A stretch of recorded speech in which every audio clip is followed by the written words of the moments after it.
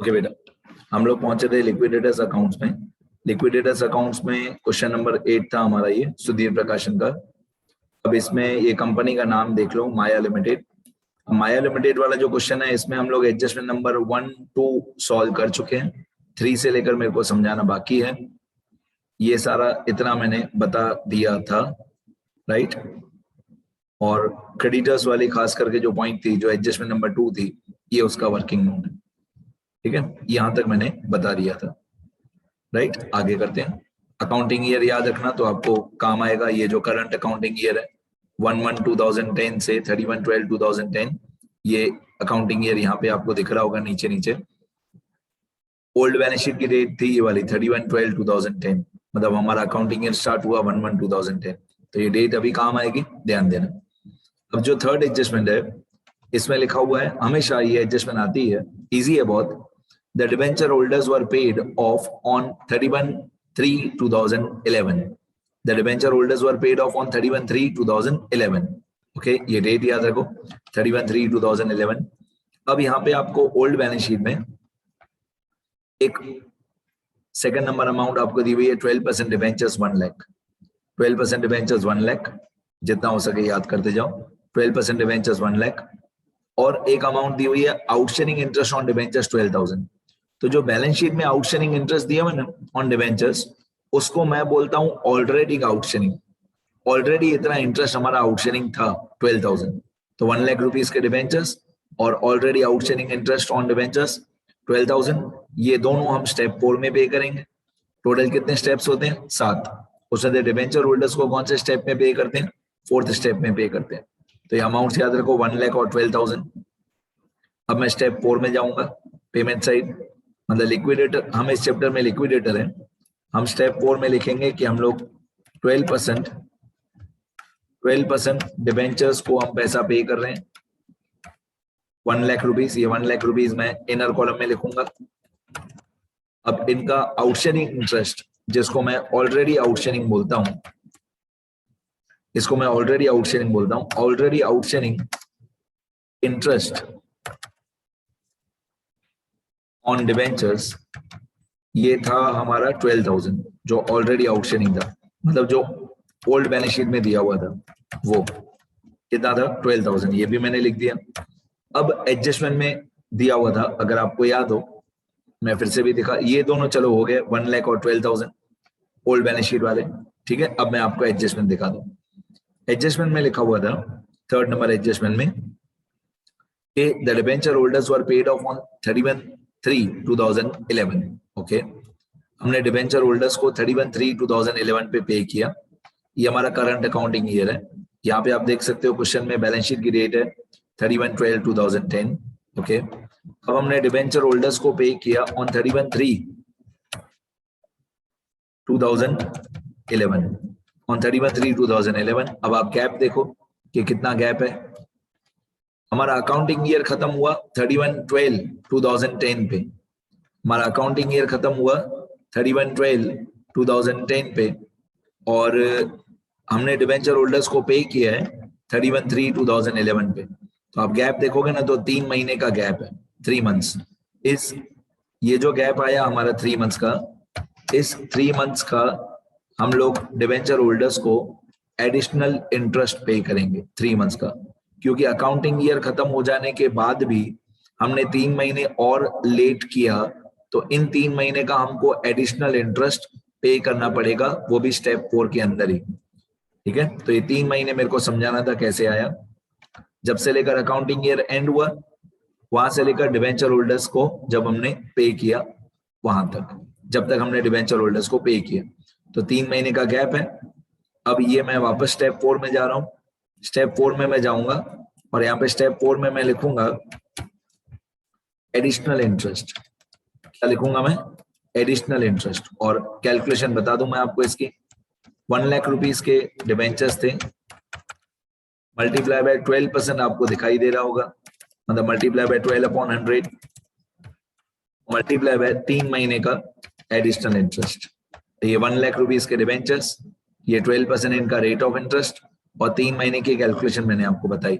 तो 1 lakh multiply by 12/100 multiply by 3/12, तो मैं इतना एडिशनल इंटरेस्ट डिबेंचर होल्डर्स को पे करूंगा। ऑब्वियसली ये होता है 3000 रुपीज, पर मैं एक बार फिर से कैलकुलेशन बता देता हूँ। ये 1 lakh multiply by 12 upon 100 multiply by 3 divided by 12, तो ये एडिशनल इंटरेस्ट होता है 3000 रुपीज। अब मैं डिबेंचर होल्डर्स को आउटर कॉलम में लिख सकता हूँ, क्योंकि डिबेंचर होल्डर्स में स्टेप 4 में मैक्सिमम ये 3 ही अमाउंट आती है, इन 3 से ज्यादा कुछ नहीं आएगा। तो ये 1 लाख और ये 12,000 और ये 3,000, आउटर कॉलम में 1,15,000। बाकी मैंने कोई भी अमाउंट फिलहाल आउटर कॉलम में नहीं लिखी है, सिर्फ डिबेंचर होल्डर्स को आउटर कॉलम में लिखा है। हो गया, ये एडजस्टमेंट नंबर 3 हमारी कंप्लीट हो गई। अब एडजस्टमेंट नंबर 4, ये भी बहुत इजी है। Liquidation expenses amounted to 10,000। Liquidator के जो भी एक्सपेंसेस होते हैं वो हम लोग स्टेप 2 में पे करते हैं 10,000, सीधा इसको स्टेप 2 में लिख देने का। लिक्विडेटर्स एक्सपेंस एंड रेम्यूनरेशन, इसके अंदर 10,000, स्टेप 2 के अंदर आपको सीधा ही लिख देने का लिक्विडेटर्स एक्सपेंसेस, लिक्विडेटर्स एक्सपेंसेस 10,000, बस इतना लिख के छोड़ देने का। इनर कॉलम फिलहाल इनर, अच्छा मेरी गलती है, लिक्विडेटर की जितनी भी ट्रांजेक्शन्स हो ना, लिक्विडेटर की जितनी भी ट्रांजेक्शन्स हो उनको आउटर कॉलम में लिखना, बाकी सारी चीजें इनर कॉलम में लिखना। यदि प्रेफरेंशियल क्रेडिटर्स है, डिबेंचर होल्डर्स है, अनसिक्योर्ड क्रेडिटर्स है, आप देखोगे ना बाकी तब को मैंने इनर कॉलम में लिखा है। सिर्फ लिक्विडेटर की जो भी सारी अमाउंट्स हो ना उनको आउटर कॉलम में लिखना। उसका एक रीजन है, मैं वक्त के साथ बताऊंगा आपको कि लिक्विडेटर के सारे ट्रांजेक्शन्स डायरेक्टली आउटर कॉलम में क्यों आते हैं, उसका एक रीजन है, पर धीरे धीरे मैं बताते जाऊंगा आगे बातें। अब हम लोग पहुंचे एडजस्टमेंट नंबर 5, इसमें थोड़ा इजी है थोड़ा हार्ड। एडजस्टमेंट 5 का जो ए पार्ट है वो इजी है, और एडजस्टमेंट 5 का जो बी पार्ट है वो बहुत हार्ड है, बहुत दिमाग लगाना पड़ेगा। अब एडजस्टमेंट 5 का पहला part, the liquidator is entitled to a remuneration at 2% on the amount of assets realized by him, including surplus from secured creditors. मतलब लिक्विडेटर को हम 2% देंगे commission, remuneration on assets realised, including वो सरप्लस वाला। Surplus वाला आपको याद होगा जो बैंक वाले हमारा इन्वेस्टमेंट बेच देते हैं। ओके, 2% हम लिक्विडेटर को दे देते हैं, तो मैं यहाँ पे लिख देता हूँ 2% on assets realised, liquidator's remuneration 2% on assets realised. Okay, अब एसेट्स रियलाइज का टोटल करना पड़ेगा। ये 4,20,000, 1,10,000, 55,000, 45,000, 25,000, इन सब का टोटल करना पड़ेगा। तो अगर आपको मेरे लैपटॉप पे यहाँ पे राइट साइड पे कॉर्नर में दिख रहा है, इन सब का टोटल 6,55,000 है। मतलब जितने भी एसेट्स हैं उनका टोटल 6,55,000 है। इसको मैं अभी आउटर कॉलम में लिख सकता हूं क्योंकि और कोई एसेट है नहीं। अब इन सब का टोटल है 6,55,000। इसके अंदर ये सरप्लस ऑफ इन्वेस्टमेंट्स भी इंक्लूडेड है, मतलब 6,55,000 के अंदर ये वाला 25,000 जो सरप्लस ऑफ इन्वेस्टमेंट्स था वो इंक्लूडेड है। तो 2% ऑन एसेट रियलाइज जब हम लोग कमीशन निकालेंगे तो 6,55,000 मल्टीप्लाई बाय 2 डिवाइडेड बाय 100, ये हमारा लिक्विडेटर का रेम्यूनरेशन आएगा। इसको मैं फिर से बोल रहा हूँ डायरेक्टली आउटर कॉलम में लिखना। तो 6,55,000 मल्टीप्लाई 2 डिवाइड बाय 100, तो ये होता है 13,100, 13,100 रुपीज। डन, मतलब इस 6,55,000 के अंदर ये वाला सरप्लस इंक्लूडेड होना चाहिए। तो आप इन 5 अमाउंट को टोटल करोगे तो 6,55,000 आया। इस 6,55,000 पे 2% मैंने लिक्विडेटर को रेम्यूनरेशन दे दिया। डन, ये एडजस्टमेंट नंबर 5A था। अब एडजस्टमेंट नंबर 5B है, वो बहुत हार्ड है, जैसे मैंने पहले ही बोला। And 2% on amount distributed to share holders. अब शेयर होल्डर्स को तो हमने अभी तक कुछ पैसा दिया ही नहीं है, और शेयर होल्डर्स को हम कितना पैसा देंगे वो अभी पता भी नहीं चलेगा। जब पूरी स्टेटमेंट कंप्लीट हो जाएगी, पूरा receipt side payment side complete हो जाएगा, फिर पता चलेगा कि हम इक्विटी शेयर होल्डर्स को कितना पैसा देंगे। तो फिलहाल जैसे मैं आपको 4-5 साल से दिखाता हूं, अमाउंट नहीं मालूम है, इफेक्ट मालूम है, इफेक्ट लिख दो, अमाउंट जब आएगी तब आएगी। क्योंकि अगर आप अभी इफेक्ट नहीं लिखोगे तो बाद में इफेक्ट और अमाउंट सब भूल जाओगे। इससे अच्छा अभी एंट्री लिख दो, इफेक्ट लिख दो, अमाउंट बाद में ढूंढ लेंगे। तो 2% on amount paid to share holders, मतलब इक्विटी शेयर होल्डर्स बेसिकली।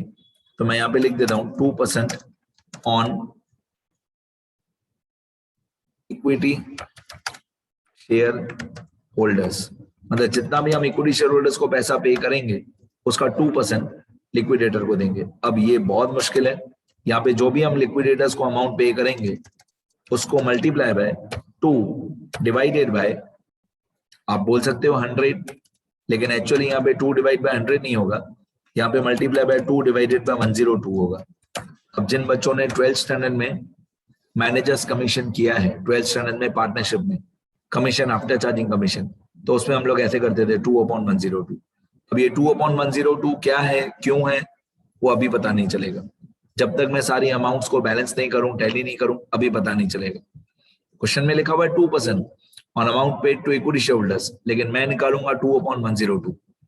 अब क्यों मैंने 2/102 किया, उसका लॉजिक क्या है, उसके लिए मेरे को पूरा आंसर, पूरा स्टेटमेंट बैलेंस करना पड़ेगा। बैलेंस करने के लिए मेरे को पूरा क्वेश्चन पहले कंप्लीट करना पड़ेगा। मतलब ये पॉइंट मैं आपको लास्ट में समझा पाऊंगा जब पूरा आंसर खत्म हो जाएगा, तब लास्ट में ये पॉइंट कंप्लीट होगी, अभी नहीं। तो अभी मैंने क्या किया, इफेक्ट लिख के छोड़ दिया, यहाँ पे x करके मैं छोड़ देता हूँ कि ये एक अमाउंट मेरी बाकी है। अब एडजस्टमेंट मेरी कंप्लीट हो गई सारी। ओके, अभी जब हम लोग ओल्ड बैलेंस शीट के अनटिक आइटम्स चेक करते हैं, जब हम लोग ओल्ड बैलेंस शीट के अनटिक आइटम्स चेक करते हैं, तो एसेट साइड पे कभी भी कुछ भी चेक नहीं करना। एसेट साइड भूल जाओ, एसेट साइड कुछ भी हमारे काम का नहीं है, सिर्फ ये कैश एंड बैंक बैलेंस काम का है 12,100, वो तो हम रिसिप्ट साइड पे फर्स्ट लाइन में लिख चुके हैं। तो एसेट साइड पे कभी कुछ चेक नहीं करना, सिर्फ कैश एंड बैंक बैलेंस 12,100 वो हमने लिख दिया है। अब लायबिलिटी साइड, लायबिलिटी साइड पे लिखा हुआ है 6,000 equity share of 100 each, 6 lakh, ये इक्विटी शेयर होल्डर्स हैं, इनको हम पे करेंगे। 6 लाख लिखा हुआ है, लेकिन पूरा 6 लाख पे करेंगे या कम पे करेंगे या ज्यादा पे करेंगे, वो अभी पता नहीं चलेगा। मैं क्या करूंगा, मैं स्टेप 7 में जाऊंगा इक्विटी शेयर होल्डर्स में, और मैं यहाँ पे लिखूंगा paid up equity share capital, जितना ओल्ड बैलेंस शीट में दिया हुआ है। अब ये दिया हुआ 6 लाख है, इसको मैं फिलहाल इनर कॉलम में लिख देता हूँ।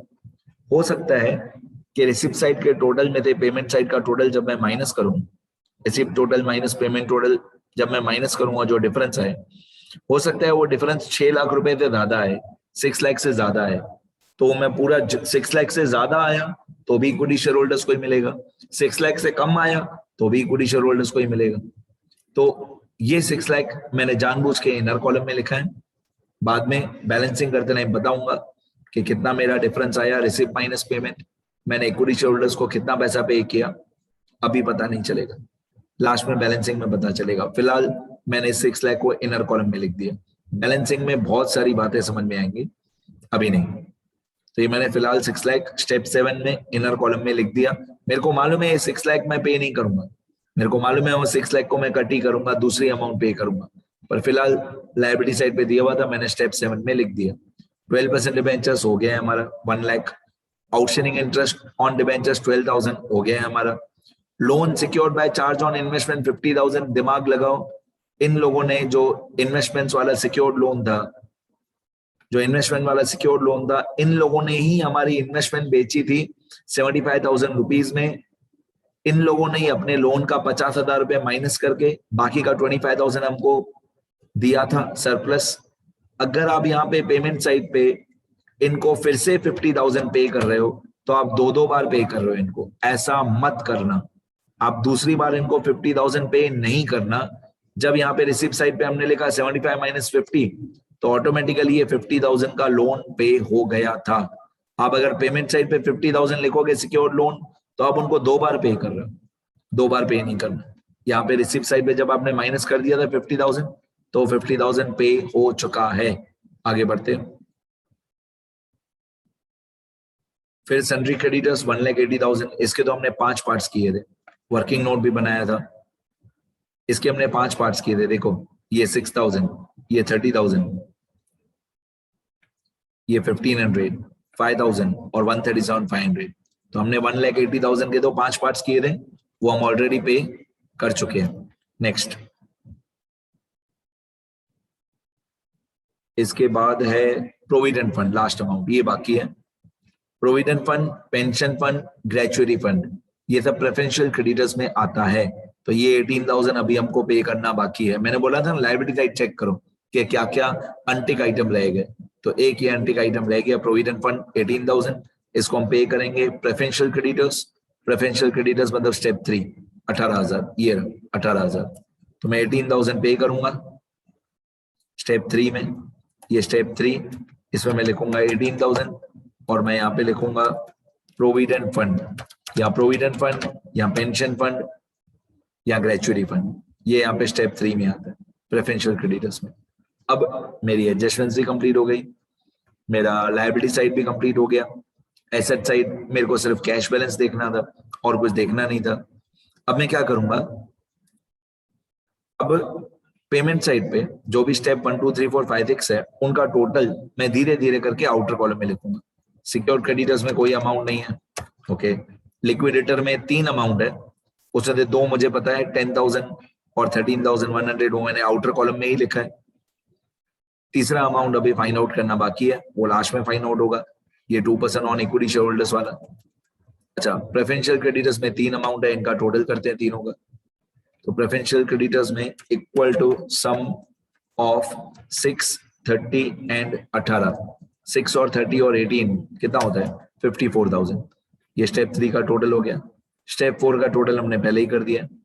स्टेप 5, इसमें देखते हैं कितना टोटल है स्टेप 5 का, इक्वल टू सम ऑफ 1500, 5,000, 137,500, ये होता है 1,44,000 स्टेप 5 का टोटल। स्टेप 6 प्रेफरेंशियल होल्डर्स, इस क्वेश्चन में थे ही नहीं। प्रेफरेंशियल होल्डर्स मतलब प्रेफरेंशियल कैपिटल, इस क्वेश्चन में था ही नहीं। इक्विटी शेयर होल्डर 6 लाख, इसको आउटर कॉलम में नहीं लिखना क्योंकि अभी हमको पता नहीं है कि इक्विटी शेयर होल्डर्स के लिए लास्ट में कितना पैसा बचेगा। बाकी बच गया बैलेंसिंग। मेरे को बहुत दिल हो रही है मैं ऐसी वीडियो लेक्चर में बताऊं, बट मैं नहीं बताऊंगा। सबसे इंपॉर्टेंट स्टेप है बैलेंसिंग, तो मैं चाहता हूं कि उसके लिए मैं एक नया वीडियो लेक्चर बनाऊं, अभी नहीं। अभी फिलहाल आप ये आंसर लिखना भी नहीं जब तक मैं सारी बैलेंसिंग कंप्लीट नहीं करूं। समझने के लिए इस आंसर का जो वीडियो लेक्चर पार्ट 1 था और ये वाला वीडियो लेक्चर पार्ट 2, समझने के लिए आप ये वीडियोस बार बार देख सकते हो, लेकिन लिखने के लिए एक वीडियो लेक्चर और वेट करो, मैं पूरा बैलेंसिंग कर दूं उसके बाद लिखना, अभी नहीं लिखना, ठीक है। तो मैं भी स्क्रॉल भी नहीं कर रहा हूं कुछ भी, थर्ड पार्ट बनाऊंगा वीडियो, फिर स्क्रॉल कर दूंगा सारा, फिर लिखना। ये मेरा नंबर है, कभी भी कुछ भी सीखना हो मेरे को फोन करना।